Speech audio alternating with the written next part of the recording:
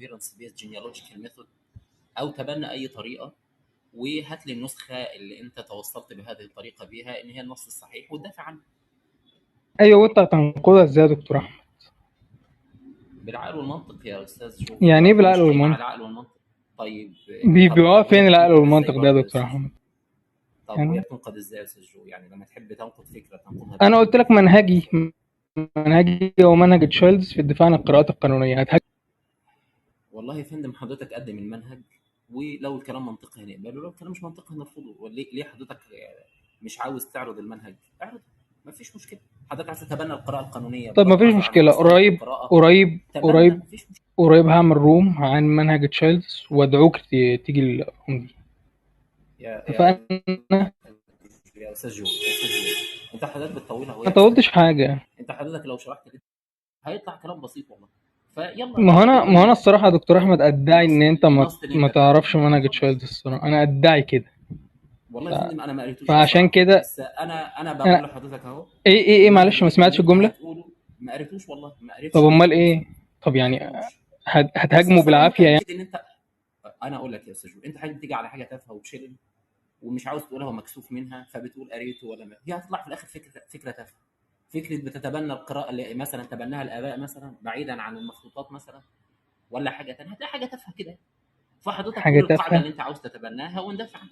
يعني طب قولها يا يعني استاذ جو. يعني انت ما تعرفش المنهج وبتقول عليه حاجه تافهه كده وخلاص؟ بص يا استاذ جو، جزافه. العبره ايه؟ مش العبره انت مش بتقول يا دكتور حضرتك احمد ان انت تقدر تنقده؟ يعني انت يا دكتور تقدر يا استاذ جو، انت تنقده كده وانت ما خايف تعرفوش؟ انك تقدم القاعده اللي انت بتتبنى عليها كلام. يا سيدي انا وحش، قدم القاعده طيب ما بتاعتك. انا بقول لك انت ما ليه انا بقول خايف لك تقدمها؟ هفتح روم هعرض فيها القاعده واطلع انقدها. انت ليه ما ما تعرفش تقولش في القاعده، حوار؟ انا ليه ما هعلمها تقولش لك يا في دكتور حوار احمد يا واطلع استاذ جو؟ انت حضرتك مصمم انك هعلمك القاعده في تقنعني. الحوار يا دكتور احمد. صدقني انا مصمم ان انا اسقط الحجه بتاعتك يا بغض النظر دكتور عن احمد انت ما كلامي ده. تعرفهاش. يا فندم حضرتك اطرحها، انت ليه مكسوف منها؟ هي ملابس ده داخليه انا لا بقول مؤاخذه. لك هعرضها في ما روم تطرحها مكسوف يا سيدي. منها، بقول لك هعرضها في روم مكسوف منها. يلا دلوقتي حضرتك اطرحها قدامي، وانا دلوقتي هقول لحضرتك لو هي صح هقبلها، لو هي غلط مش هقبلها، لو انا مش عارف ارد اقول لك مش عارف ارد وخلاص. ليه حضرتك مش عاوز يبقى في نقاش فيها يعني؟ انا قلت مش عايز، ده انا بقول لك هعمل روم واعرضها يعني ما هو ده واعرض طريقه انك تيجي الروم. تعرضها. روم وتعرضها معناها ايه؟ معناها انك انت معناه ان هتهاجمني. انت مش عارف انا عاوز القاعده احاور وانا معاك. هعلمها انت لك برضه وتيجي مصمم تنقدها. على اهانه احمد. لا لا يا لا جماعه لا لا لا جو لا لا لا عارف لا. القاعده وهيجي يعلمها لي. يا استاذ جو انت مكسوف، والله مكسوف. انت لو عندك حاجه قولها.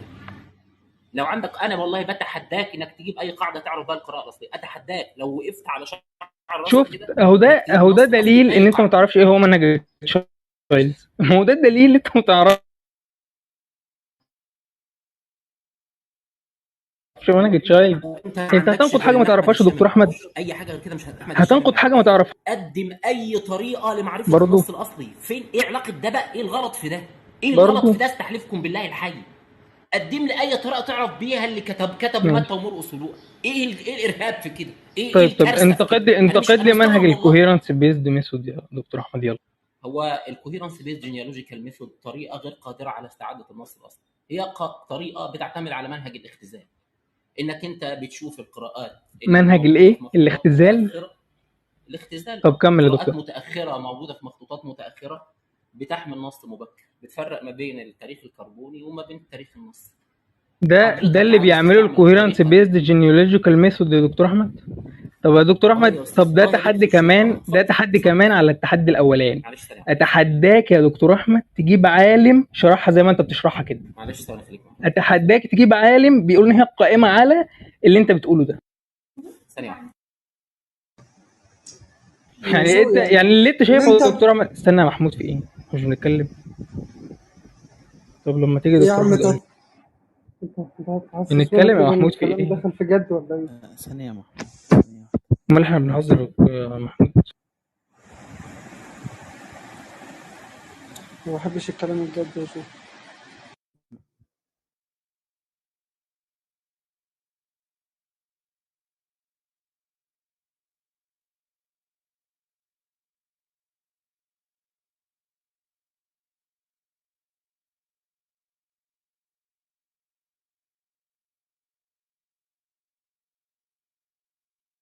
حضرتك موجود يا دكتور احمد؟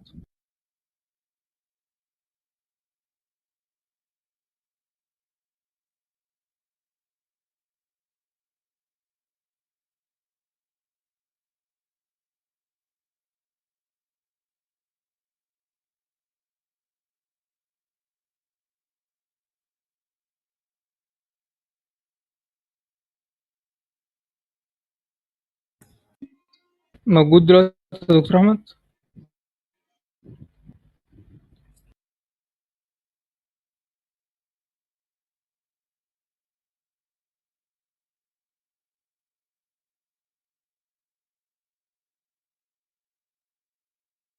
مش مشكله بالليل، مفيش مشكله. ايه ايه بيتكلم حد عنده. بص يا دكتور جو، اتفضل. انت حضرتك حوار احمد بيفهم ولا احمد مش دارس؟ لا وانا خالص، مصمم بالعكس. ان حضرتك تقدم طريقه نعرف بيها والنص بتاع له. ايه هي انا السي كل بي لما جي اجي ام؟ اقول لك ايه، انت حضرتك يا اخي طيب انا جاهل، خلاص، انا امي يا اخي. اتعلم وتعالى يا دكتور احمد. اقول لك ايه طيب؟ كل لما اجي اطلبك يا استاذ جو، كل ما اطلبك يا استاذ جو انك تقدم اي طريقه بتهرب ما من انا طريقه بقول احمد لك الشامي جاهل. اهو، بقول لك اهو طريقه والله السي بي يا جي والله ام يا جو، اهو. يلا. يعني فاهمها فيبقى ما حدش فاهمها. ما فيش عالم فاهمها اصلا. انت عارف لا لا يا لا يا دكتور جو، احمد لا ان العلم النص. انت عارف يا دكتور ده كومبيوتيشن موديل يا دكتور احمد. يعني ايه ما انت حدش فاهم؟ حضرتك بتقول كلام عاوز توهم به الناس ان الطريقه دي فعلا قابله للتطبيق. اتفضل يا فندم، انت هات لي ايه بيها اللي طريقه اي قابله نص صحيح، للتطبيق؟ هو مش طالع اي منها نص يا قراءه دكتور صح. احمد؟ يا استاذ جو بطل اسئله، جاوب. استعمل لي هذه الطريقه في انك توصل اجاوب ايه يا للنص دكتور احمد؟ الاصلي. انت عايزني اعلمك؟ تعرف تعمل كده؟ لا حول ولا قوه. ده كومبيوتيشن موديل بطل طلع تهرب يا منه استاذ نص، جو. انت بتقول ان هو انت غير قابل كل للتطبيق. نقاشك احمد الشامي جاهل. لو سمحت اديني اجوبه.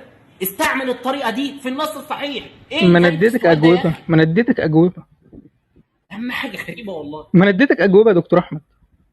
انت ما تعرفش، انت ما تفهمش ده كومبيوتنج موديل، هي دي اه الاجوبه يا كومبيوتيشن استاذ موديل يا جو. دكتور احمد، يعني قابل للتطبيق. نظام بيطلع نتائج، ازاي مش قابل للتطبيق يا دكتور احمد؟ وبالتالي ليه حضرتك منظرين، طب ازاي ما بالراحه حدش بس يا فاهمه يا استاذ جو. دكتور احمد؟ يا استاذ جو انا جاهل وما بفهمش، طيب انا ما خلاص روح بفهمش حاجه اتعلم خالص. وتعالى يا دكتور احمد. طيب هو ده اخرك بقى يا استاذ جو. معلش، كل ما ما انا بقول لك اسالك احنا فيها تقول لي انت اهو. ما تعرفش، اثبت لي انت عدم جاهل. قدره السي بي شوف جي ام انا على بختصر استعاده معاك النص الطريق، الاصلي. يلا. انا بختصر معاك الطريق. يلا يا عاوزني دكتور جاهل احمد انا يلا. بختصر معاك الطريق، طب عاوزني يلا يا امي دكتور انا احمد، احنا مش بختصر في معاك الطريق. النقاش. يلا. يلا. اثبت لي بالراحه يا استاذ. عدم قدره السي بي جي ام على لا انا جاهل يا فندم، انا طب ما عايز ايه اعرفهاش اصلا، طيب؟ انا جاهل. طب عايز ايه دلوقتي؟ اتفضل يا فندم حضرتك جاوب على السؤال. يعني اعلمك حضرتك دلوقتي وتنقدها يا انا جاي دكتور اسلم احمد؟ عليك يا استاذ اعلمك جو. وتنقدها؟ لا يعني علمني ولا انت يهمني. معرفتك عن السي بي جي ام ان هي حاجه بتجيب الكومون انسيستر اللي هو استاذ عملها جو روبرت لو والز سمحت، قبل ما ينظروا لها. يا استاذ جو، لو سمحت يا استاذ جو، طبق اي طريقه انت عاوزها في معرفه ما انا النص بقول لك الاصلي. اهو السي بي جي ام. اتفضل يا فندم. سي بي جي ام يا دكتور. طبق يا فندم، هو انت اتطبقت هتسميها سي وطلعت بي الاي جي ام سي ويبقى ام. انت كده طبقت يا يا حول فندم؟ الله يا رب. طبق. اتطبقت واتعملت الاي سي ام في رسائل الكاسيليكون. اتطبقت. ايه اللي طبق؟ ما هي جميل قوي، اتطبقت. جميل قوي. فين في هل الرسائل طبق؟ الكاثوليكون؟ في رسائل الكاثوليكون فين؟ في في الايديتيو الارجيومنت كريتيكا مايور يا ديبوزيتس دكتور احمد. ولا في الايديتيو كريتيكا مايول؟ اه. في وصلوا للنص الاصلي في الايديتيو كريتيكا مايول؟ حضرتك متاكد من الكلام ده؟ في رسائل الكاسيليكون اه يا دكتور احمد. قالوا احنا وصلنا للنص الاصلي. طب انا بتحداك قدام الناس ده هي كلها الان انك تجيب لي عباره قال فيها هذا. بيتر جاري في ميس اند ميستيكس يا دكتور احمد. ده دكتور احمد بجد انت ما تعرفش عنها حاجه فعلا معلش يعني. انا جاهل، معلش. فعلا ده في النيو ابروتش يا دكتور حقك احمد. عليا والله. النيو ابروتش اول فصل، النيو ابروتش تو ذا تكستشوال كريتيسيزم اول فصل بتاع بيتر بتاع مين جاري. بقى؟ بيتر حلو جاري قوي. انا عاوز من نسخه اول الايديتيو كريتيكا مايور كده ان هم قالوا احنا وصلنا للنص الاصلي. اتفضل. طب انت عارف يا دكتور احمد تعريف الانيشال تكست عند بيتر جاري ايه؟ مفيش مشكله اجاوبك بعد ما تحقق. انت عارف ايه؟ عارف معناه ايه بجد؟ علشان انا بجد انت فاكر ان هي ده الانيشال تكست ده مختلف عن الاوريجينال. انت عارف تعريفهم ايه الانيشال تكست؟ اختلاف ترمينولوجي عن الاوريجينال تكست يا دكتور. طيب ما تقول يا دكتور احمد، يلا قول، ما احنا في الحوار اهو. يلا. بعد ما تجيب الادعاء اللي انت ادعيته. انت ادعيت ان هم ايه قالوا اللي ان احنا ادعى؟ وصلنا للنص الاصلي. الايديتيو كريتيكا مايور قالوا احنا وصلنا للانيشال تكست، والانيشال تكست عندهم بمعنى الاوريجينال تكست بس. حلو قوي. هات بقى العبارتين دول من عندك. اتفضل. طب ولو جبتهم يا دكتور احمد؟ هعتذر لك، اقول لك ان انا غلطان. يعني ايه تعتذر لي؟ يعني ايه تعتذر لي؟ احنا في لعبه. اي حاجه ينفع عندك تبدا. امال اعمل لك ايه طيب؟ ابعت لك فلوس؟ لا افتح روم اعتذر لي في البابليك يا دكتور احمد. اتفقنا؟ عملت كده هتاخد على خاطرك ومش هتجيب. هو ايه اللي لو عملت كده تاخد على خاطرك؟ انت مش قد كلامك يا دكتور احمد. انت مش بتقول ان مفيش حد قال كده؟ ايه الكلام ده يا جو؟ انت مش بتقول يا دكتور احمد ان مفيش حد قال كده؟ مفيش. انا هقول لك محدش انهم بيقول ان قالوا يا دكتور الانيشال احمد، تكست هقول هو لك ان النص انت ما الاصلي. ده تعرفش يا كلام دكتور فاضي، احمد، هقول لك. ده كلام فاضي يا اسطى. يا حول وانا الله يا رب. اتحداك قدام الناس دي كلها ان تجيب من نسخه الايديتيف كريت كمايور ان هم قالوا احنا قدرنا نوصل للنص الاصلي اي النيو كلام. ابروتش طيب النيو الانيشال ابروتش تكست النيو ابروتش تو ذا هيسموها تكستوال كريتيسيزم اول فصل. نسخه الايديتيف كريت كمايور بتاعه الاي ان تي اف قالت ان احنا ايوه، النسخه ما هي بتاعتنا دي النسخه دي وصلت ما للنص بتمشيش على الاصلي. رجليها يا دكتور احمد. النسخه دي ليها منظرين، معقول ما تمشيش المنظرين على دول رجليها؟ كاتبين كتب. شوف ازاي المنظرين دول كاتبين كتب. بيتر يا جاري، فندم ايليا النسخه هيكسون، تيموثي النسخه ميتشل، بتاعت الرسائل الف حد. التكنيكيه ملهاش مقدمه، مش ذاكرين فيهم، مش ذاكرين فيها ما هو المنهج ذكر انهم بتاعهم وصلوا في انيشال المقدمه. تكست يا دكتور احمد. النسخه مش كاتبه المنهج بتاعها في المقدمه. كاتب المنهج بتاعها في المقدمه. طيب هات لي بقى من المنهج بتاعها ان هم تمكنوا من الوصول للنص الاصلي اللي هو الانيشال تكست. يعني هم ما قالوش ان احنا وصلنا للانيشال تكست يا دكتور احمد؟ والله اتفضل يا فندم. قالوا ولا ما نص قالوش؟ الانيشال لا لا لا، تكست مش سكند اتفضل. قالوا ولا ما قالوش؟ براحتك اتفضل. قالوا انت ليه ولا ما حضرتك قالوش؟ بتحملني عبء اثبات الدليل المطلوب منك؟ امال انت جاي تقول ما اعرفش بس ولا ايه؟ انت جاي تقول ما اعرفش بس؟ هو اللي بيسال بيتقال عليه لا انت جاي تقول ما اعرفش. لا انت مش جاي تسال، انت مش جاي تسال، انت جاي تحاور، انت مش جاي تسال. انت لو قوي فعلا تجيب هذا الادعاء من كلام. انت حضرتك بتقول تدعي. يا عم هجيب لك كل اللي انت عايزه، هجيب لك كل اللي انت عايزه يا دكتور. بص كل اللي انت عايزه هجيبه لك. بس انت جاي تقول ما اعرفش بس، يعني قول لي ادعائك. هل هم قالوا ولا ما قالوش؟ قدمت اي حاجه تتمسك قالوا في ايدي يا استاذ؟ قالوا ولا ما قالوش؟ قدمت قدمت يا دكتور احمد، قدمت. بيز جينيولوجيكال ميثود بتستعيد النص الاصلي. قلت لي اصل في ناس عملت. قلت لك الناس اللي عملت دي فين قالت ان هي قادره على استعاده النص الاصلي؟ بتقول لي هجيب. ما قالوش قادرين انهم يستعيدوا الانيشال تكست يا دكتور احمد؟ قالوا ان هم استعادوا النص الاصلي. هات لا النص الابتدائي عندهم هو النص الاصلي، هو الانيشال تكست. اختلاف ترمينولوجي. مسمين النص الاصلي النص الابتدائي، مسمينه النص الحداده. مسمينه. انت بقى بتقول انهم بيقولوا استنى بس، وان النص الابتدائي عندهم النص الاصلي. استنى بس يا دكتور احمد، ده انت جميل بجد. استنى، يعني انت بتقول انهم قالوا ان احنا ما نقدرش نستعيد النص الابتدائي. لا ده انا بقول لو خلاص ما قالوش. بس ادعائك انهم ما قال، يعني بيتر جاري وايليا هيكسون وكل الجماعه بتوع السي بي جي ام والاديتيو كريتيكا مايور وكل الكلام ده ما قالوش انهم قادرين على استعاده النص الابتدائي. ده كلام. لا انا كل اللي قلته ان نسخه الاديتيو كريتيكا مايور ما قالش الكلام. طب وانا قلت نسخه الاديتيو كريتيكا مايور قالت كده؟ انا قلت المنظرين بتوعها قالوا كده. يعني انت دلوقتي النسخه نفسها ما ذكرتش الكرايتيريا بتاعتها؟ لا ذكرت الكرايتيريا بتاعتها، وهو ما حدش عمل منهج ما بينتصرش ليه. ما حدش. هو دكتور احمد، هو احنا جايين نشرح بديهيات يا دكتور احمد؟ طب انا هو يعني انت جاي تشرح ثانيه بس. انت اللي جنبك اللي مش عارف. ماشي. يعني انت جاي بتقول انهم ما انتصروش لمنهجهم، هم عملوا منهج. ثانيه يا دكتور احمد بس، ثانيه. المنهج بتاع ثانيه. طيب كمايور مش هو استعاده النص الاصلي. ثانيه. استعاده النص الابتدائي، اختيار اقرب نص ممكن استعادته، مش نعم. النص الاصلي. يعني ايه اقرب نص ممكن استعادته من الاصل؟ يعني ايه الجمله دي؟ ايه اقرب نص ممكن استعادته دي؟ يعني ايه الجمله دي؟ معناها ايه؟ يعني هم بيستعيدوا ايه في الاخر؟ فورم اوف ذا ريكفربل تكست. ايوه دي الجمله دي يمكن استعادته من النص. يعني كام في المية من النص الابتدائي مثلا؟ اقرب شكل ده. حاجه من النص الاصلي؟ هو حد يعرف حاجه عن النص الاصلي عشان تقول لي كام في المية من النص الاصلي؟ مش عارف حاجه عنه. لا بس السي بي جي ام بيعرف بدقه اكثر قراءه نسخت بدقه. اللي انت شرحتها غلط، اللي انت قلت قائمه على الاختزال ومش عارف ايه وجايه فين ومنين. الدقه دي مقارنه بالمتاح المتوفر ولا مقارنه بالنص الاصلي؟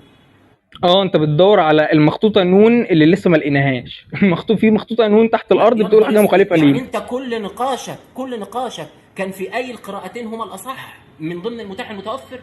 لا ده انا ماليش حق. ازاي بتكلم من ضمن المتاح المتوفر وما بتكلمش من ضمن الغير متاح؟ ازاي؟ ده انا ماليش حق فعلا.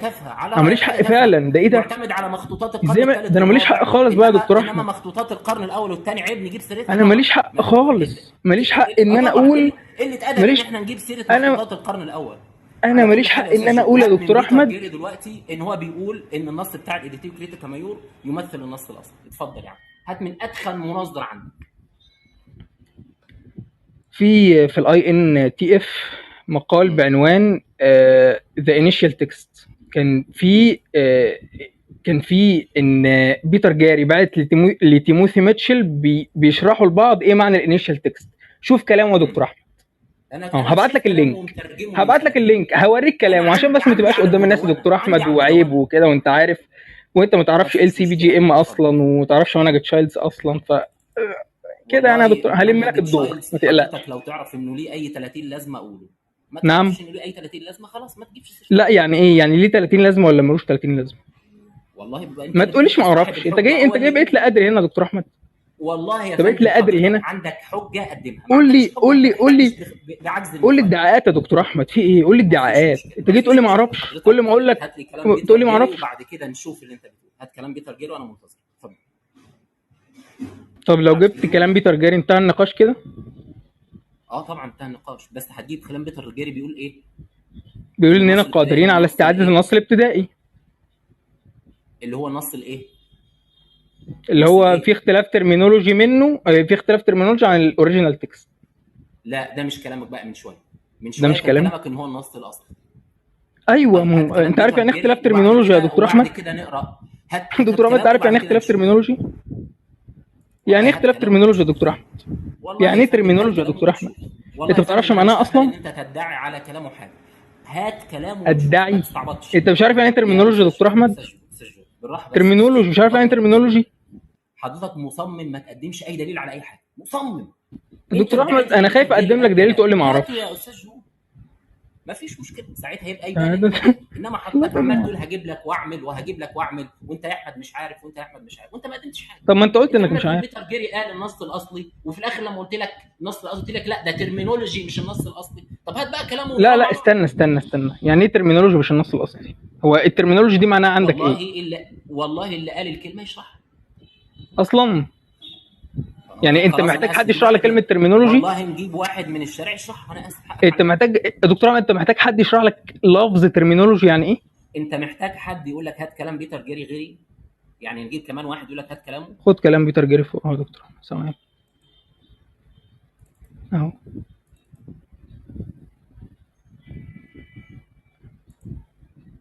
خد يا دكتور احمد المقال فوق اهو.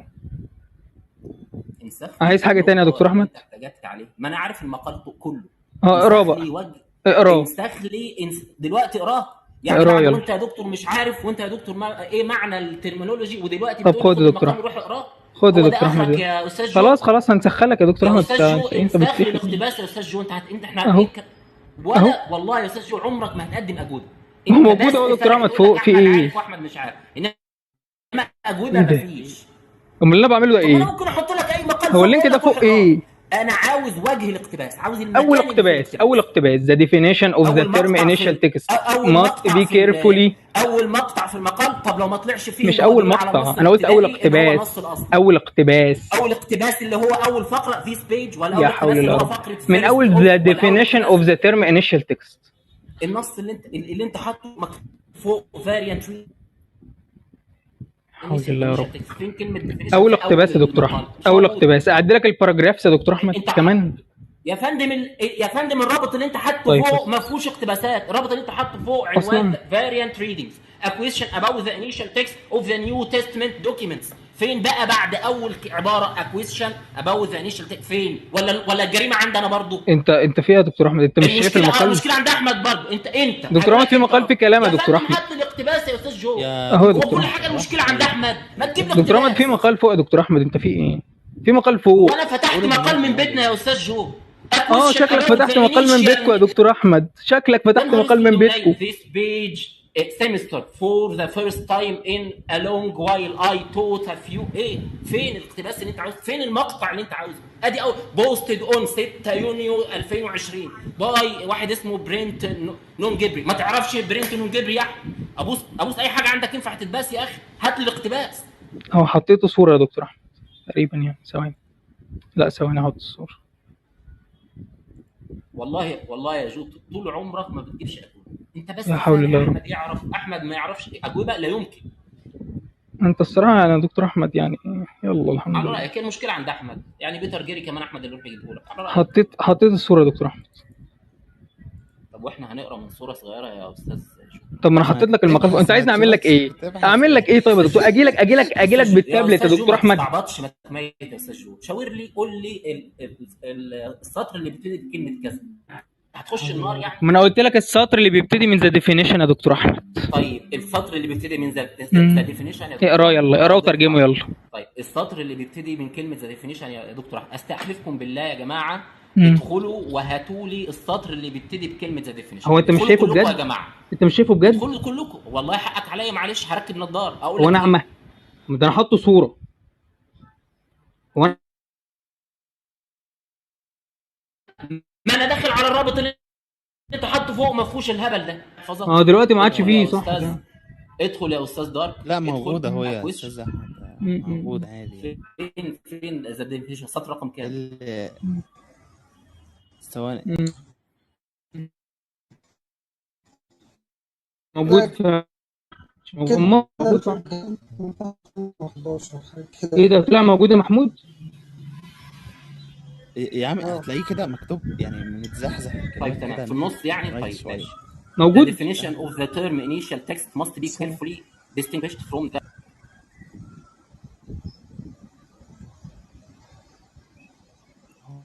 هو طلع ولا ايه؟ ايه يا ابني هو تقريبا هو مش في الروم اصلا. خساره خساره ما طلعش في الروم يا خساره. هيجي تاني يا رب يجي تاني. انا مش فاهم حاجه. بص الثانية يجب تمييز تعريف المصطلح يا رب يجي تاني. ده نوع من نموذج النص الأصلي التقليد من ناحية، من النص الأصلي المؤلف من ناحية أخرى. الكلام ده كلام كبير والمعلم ما يستوعبش. طب ايه هنفضل مستنيين كتير؟ خلينا قاعدين يعني. طيب نفضل، عشان بجد انا بكره الجهل، والله بكره الجهل ومتنطع وجاهل. ماشي ماشي ماشي. منهم لله. السلام عليكم. عليكم السلام. هو انت ما عندكش قلب يا جو؟ ما عنديش قلب يا اخي. مش عارف ارحمه ليه، مش عارف. طب واحده واحده يا جو بالله عليك، الراجل عصبي عارف يا اخي، مرض وراجل كبير. واحده واحده بالله عليك عليه. الله يرضى عنك. قول له محمود بالله عليك شويه يا جو واحدة ممكن تفهم العوامل اللي زي فاهم العوام. حاضر استنى بس يعني. المهم ايه في الوقت يا محمود؟ المهم الواحد مع محمود. استنى يا عم سالم، استنى يا محمود مش مهم اللي انت بتؤمن بيه ده في اللي انت لا يخضع لقوانين النقد النصي يعني ولا ايه؟ لا هو قاعد يتحايل عليا يقول لي اختار منهج نقد نصي يقدر يرجع للنص الابتدائي. جبت له. هي مناهج اصلا؟ طبعا زي الفل. هنفضل مستنيين قد ايه يا حبيبي؟ نفضل مستنيين قد ايه؟ طب حد معاك يا محمود؟ حد يبنج له يا محمود. طيب بنج. قال لك انا جايبها من بيتنا، جايب المقال ده من بيتنا. متعصب ليه؟ شكلك غريب. عارف يا اخي، مش عارف. انت ايه اللي معصبه؟ ايه اللي معصبه يا طايع؟ مش عارف والله، الحوار غريب بجد. مقال واضح يعني. ياه. طب ايه طيب وانا مشاغل؟ انت قلت له يا جو من شويه هجيب لك ايباد. هو انت عندك ايباد؟ قلت التابلت. انت عندك تابلت؟ عندي تابلت. بسم الله ما شاء الله. الله يخليك. يسوع ان شاء الله يبارك ويجيب لك. طب ايه؟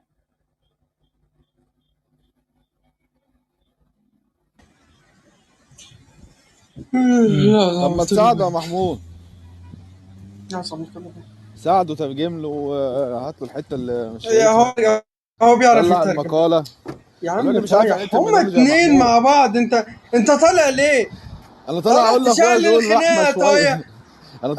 طلبت منك مناظره وانت كريت وليت ولقك. انت بعد اللي عملته في اليوم امبارح انت هتشوف مني حته معامله. محمود اصبر عليا. تعمل ايه؟ اصبر عليا. تعمل ايه؟ قال لك عارف المقال؟ فين الكلام ده في المقال؟ عارف المقال؟ مش شايف غير الكلمتين دول. عارف المقال. طب يا جو معلش ممكن تقرا انت المقال زي ما قولي يا عم بقى. قشطه ماشي. ترجمه لك يا بعدين. شو لما حاجه بعد كده يا عم هترجمه لك بعدين بقى. انتظر رد. لا ثواني بس، ولا محمود وانت كنت عامل بلوك؟ بلوك. انا فكيت البلوك امبارح. مش حاسس. تمام ماشي. لا بس ده في الموضوع. تعرف يعني ايه طب احنا تكنولوجيا هنفضل كابتن؟ مستنيين كتير ولا نقفل ولا ايه؟ اقسم بالله ورايا حاجات، اقسم بالله. اقسم بالله شكلك ما وراك حاجه. انت كنت فاتح روم اصلا انت ودورك يا قاعدين. محمود يعني بعد ده كله، بعد ده كله انت فاكر ان انا خايف؟ قلت له بنت. لا مش كده يا مش عم. للدرجه دي يا محمود، يعني مش للدرجه دي، يعني هخاف من مين يعني؟ ناقصه ضحك. تخاف مني، تخاف مني. انا بخاف من انت محمود. صاحبك سالم هرب مني من المناظره بتاع امبارح. ايوه حصل. استحلفك بالله يا جو ما تعملش كده قدام محمود، استحلفك بالله.